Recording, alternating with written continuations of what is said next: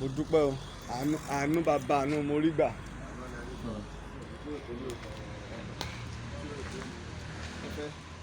mọ́tò náà lẹ. wọ́n fẹ́ mú ẹ̀mí lọ ni. tẹ̀sí ní nǹkan ibi tí mo gbà jáde nìyí. so wọ́n nígbà tó tọ́ḿbù tí rúfẹ́ tó gbá mi lórí ló fa bleeding yẹn tó fi pọ̀ ìnìyẹn inú gíláàsì mo gbà jáde gíláàsì ti fọ́ windscreen èmi ò tí ẹ̀ mọ̀ pé mọ́tò tákìtì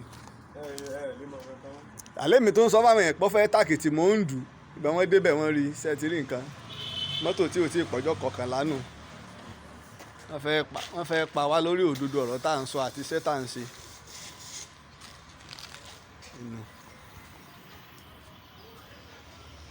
nínú ẹ̀sìn bẹ́yìn mọ́tò ṣe rí.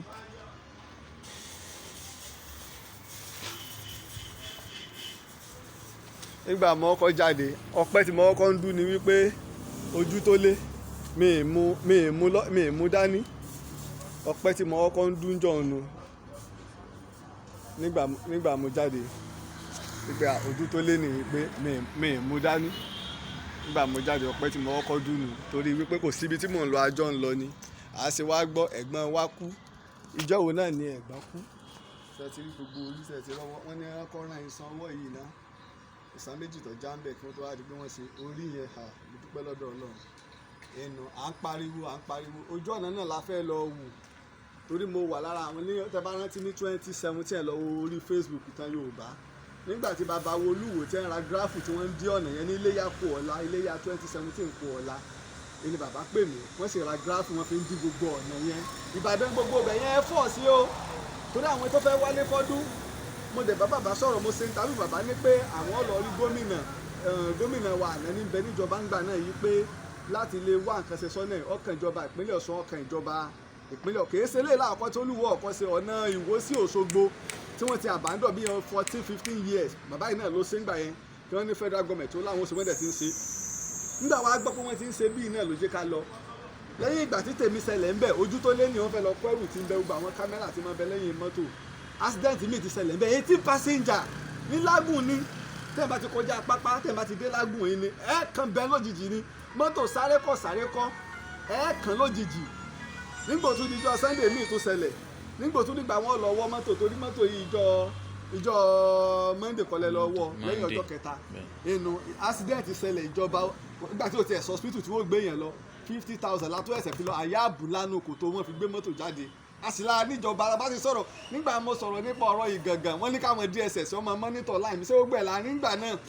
pé kí DSS ọ wá gbé wa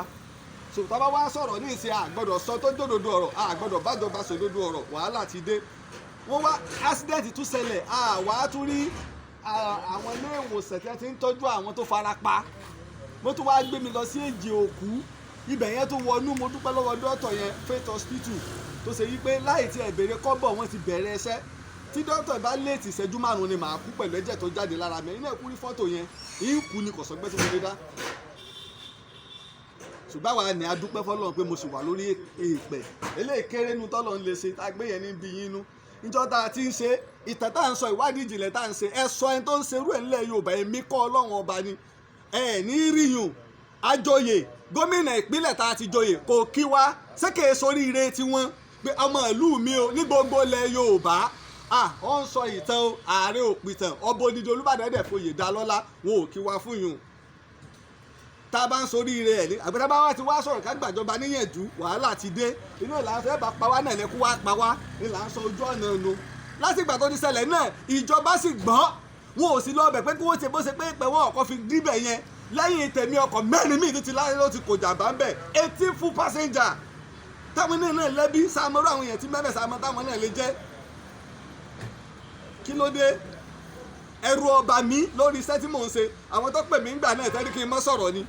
nígbà wọn ní ẹ lórí pé wọ́n fẹ́ àwọn Fúlàní pàwọn èèyàn gàngàn wọ́n ń ṣe gbogbo ẹ̀ wọ́n fẹ́ lọ bẹ̀ wá ní kí DSS ọmọ sọ mi àwọn èèyàn ọmọdé tí mo fi dákẹ́ ńgbà náà ti mímì sọ̀rọ̀ mọ́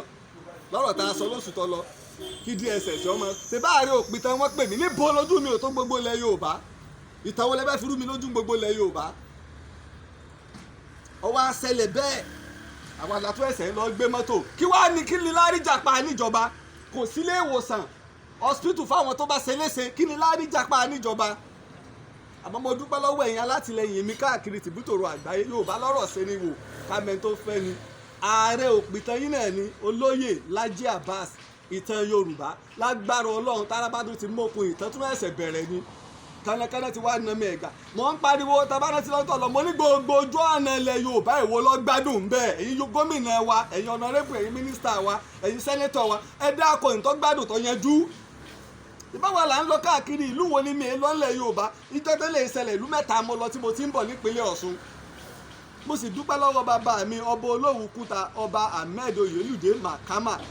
ní gbogbo àti mi ò tiẹ̀ tí mo bá yé mo wà bí ọ̀run ni wọ́n ń pè tójú tẹ́lẹ̀ dẹ̀ ń jíṣẹ́ fún pé bàbá pé nígbà tí mo lajú tán.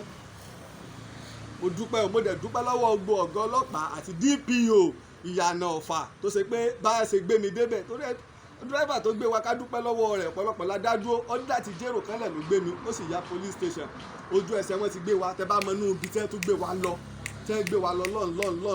lọ́n ká tó rí dókítà Faith Hospital yẹn méjì òkú lórílẹ̀ Ìbàdàn. Kájọ tá a bá ń bá báyìí lọ àìmọye yẹn lẹ́tí pàdánù agbẹ́ mo kú ní ìṣẹ́wà mọ́ ẹ̀dá agbẹ́gbẹ́ agbóṣèlú ń bọ̀ ní gómìnà ní ọ̀kọ́ délé wa gbogbo ẹ̀yọ́ olóṣèlú lẹ́ẹ̀kọ́kọ́ délé wa olóyè ni mí òpìtàn ni mí olùwádìí ìjìnlẹ̀ ni mí mò ń ṣiṣẹ́ fitafita fún ìlọsíwájú ìtàn àtàṣà Yorùbá pé kó má bàa parẹ́ a sì ń yọ àlọ́kù lára àtàn sọ́tàn àwọn tá a tì í wájú nù o àwọn tá a tì í wájú nù àwa wíta ẹ̀wì ẹ̀ ń to sáfù ní sásá